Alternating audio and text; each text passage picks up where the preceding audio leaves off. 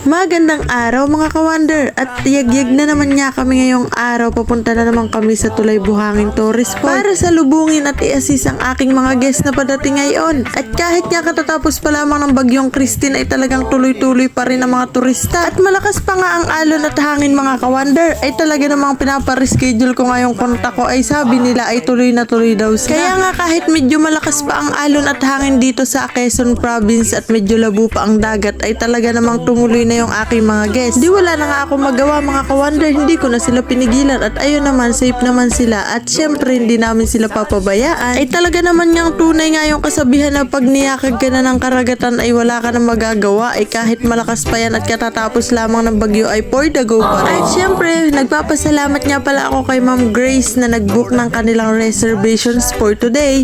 Maraming salamat Ma'am Grace. At syempre, nagpapasalamat din ako sa mga kasama ni Ma'am Grace. Thank you so much.